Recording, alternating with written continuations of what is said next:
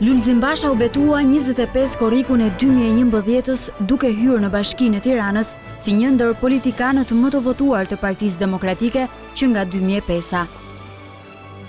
Betohem, Zoti ndihmon. Shprehia politike do t'i qëndronte në hije që kur u zëtua se për të qytetari është i pari.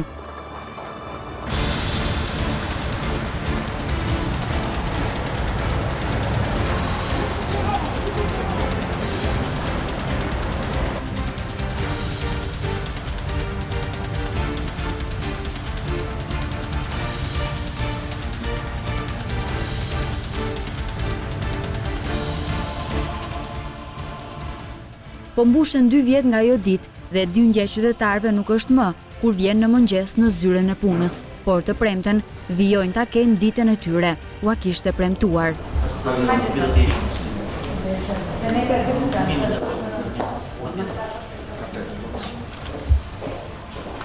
Ulet me stafin për t'i dëgjuar, i përcjell me zgjidhje, edhe pa të, kur përgjigjen e kanë në një tjetër derë. Nuk ja thonë vetëm në zyrë, e gjejnë edhe kur del jashtë saj.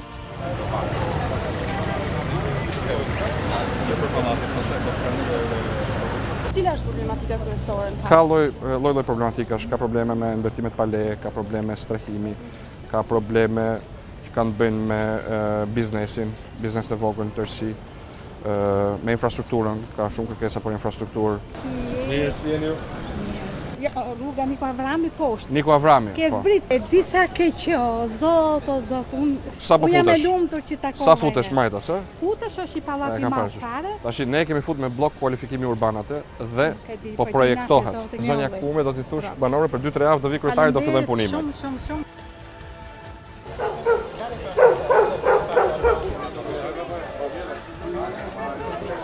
Kthehet shpesh në rrugica, janë si mini dëgjesa me banorët. Si mbrojtës ne kemi kërkuar për enti kombëtar të banesës. Zgjasin dhe deri në mbrëmje.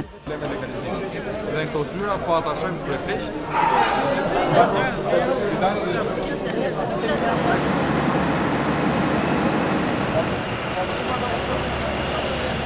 Jo të gjitha problemet janë zgjidhur. Një pjesë problemesh janë në rrugën e zgjidhjes, të tjera po kështu po projektohen për të zgjidhur, por të paktën nuk binë në vesh të shurdhër. Por do t'ishte e vështirë dhe jashtë realitetit ta gjykosh Lulzim Bashën thjesht si administratorin e punëve të qytetit. Periudha e shkurtër nga gara në garë e bën edhe më të pamundur këtë.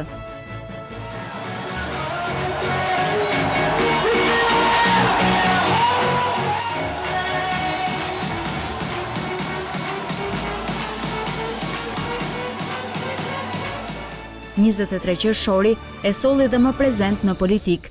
Po çfarë mund të them sot për Edi Ramën? Ky njeri nuk është dhe nuk mund të jetë miku i Tiranës, ai nuk është miku i shqiptarëve, ai nuk është miku i Shqipërisë. Aty u rrit shpejt dhe jo pa sukses, duke fituar 2 herë si deputet në zonat e tij elektorale, duke drejtuar 3 ministri kyçe dhe në mënyrë të pashmangshme, duke qenë objekt i përhershëm i sulmit të opozitës.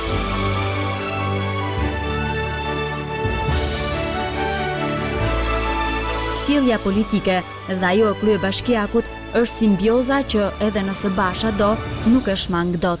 Trysnia të parës deri tani në hije ushtron forcë mbi të dytën, kur shkel në lagjet kryeqytetase, vendi më i mirë për të matur mbështetjen e për të ndjerë peshën e llogarisë. Kur takohemi pyetja nuk është si jeni, por si jemi, si po e bëjmë punën. Kopsht, qerdhe, qendër sociale dhe ambiente rekreative. Për të gjitha po ecet sipas proceseve që kemi parashikuar. Nuk u mjafton të thuash vetëm se ky është viti i investimeve pas miratimit të planit urbanistik.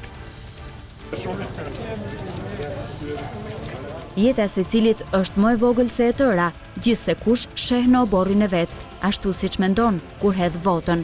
Këtë punë kemi ne. Lagje që këtu dim fund fare ke, që gjithë dimrin ne do dalim, mi fal pozën çan, mi fal pozën vesh. Tani i gjithë projekti i zonës fillon me datë një korrekt. Personalisht, po japim për ne. Shpjegojmë se çka ka Po projekti. vetëm. Dakor. I ke projekt? Kjo është tamam. I ke teknike? Po sigurisht që Si po. dëgjoj unë. Pra ti ke $2 milion projekt të futur në buxhetin e Bashkisë Tiranës. Parashikon. Kanalizimet ujrave të zeza, kanalizime ujrave të bardha, ujësjellës, asfaltim, trotuar, ndritshim, gjelbrim. Ku preken avllit, zëvendësor me kangjella, siç është pjesë e Tiranës. Ky është projekti i dashur.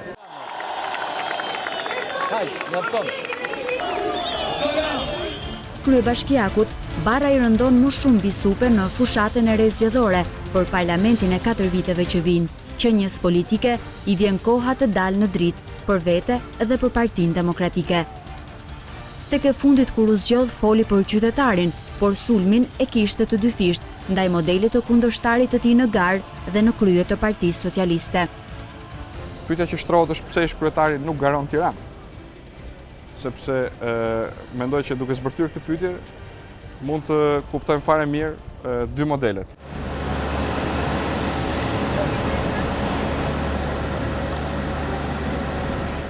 Tani ai po ndërton modelin e tij. Po këtu po punokan vetëm ta Skënderit, ju ose shes po shikoni. Bëj shaka.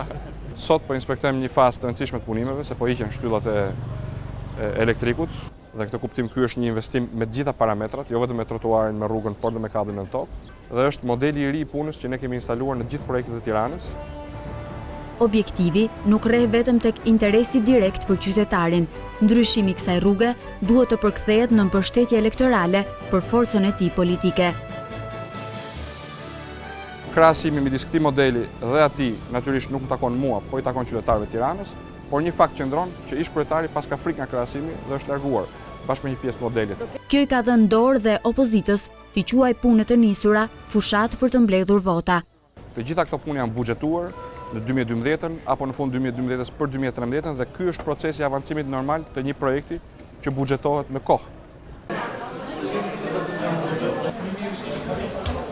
Basti i tij për Tiranën është i dyfisht, i duhet të sfidoj barrierën e një shumice që nuk është më e tij në Këshillin Bashkiak. Por mbi të gjitha, burimi që nuk duhet i shterojë është qeverisja qendrore. Një gjë është e sigurt, interesi i Bashkisë Tiranës është që të vazhdojë bashkëpunimi me qeverinë. Bashkëpunimi i cili bën të mundur investime të tilla dhe investime shumë të mëdha, siç është ai bulevardit, për cilin qeveria sapo miratoi 54 milion euro kredi. Ndërsa ndërprerja e këtij bashkëpunimi nuk është se cënon vetëm mua si kryetar bashkie, apo vetëm Bashkinë e Tiranës si aparat administrativ. Cënon tërësisht interesat e qytetarëve të Tiranës. Këto janë arsyet pse numërimi mbrapsht drejt 23 qershorit është një ritëm që i duhet ta menaxhojë me llogari efikase, në të kundërtën, përgjigja që Basha kërkon nuk i vjen. Ne duhet të ecim përpara, për më shumë zhvillim, për më shumë punësim dhe mirëqenie, ne na duhet Partia Demokratike, ne na duhet Sali Berisha.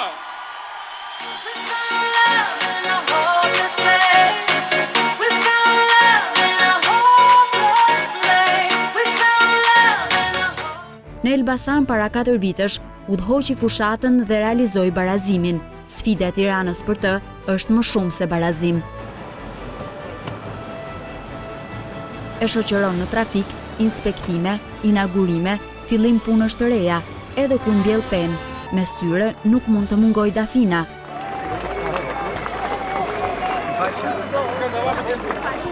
Emri vajzës së tij është dhe shpresa për kurorëzimin e një fitore jetë re.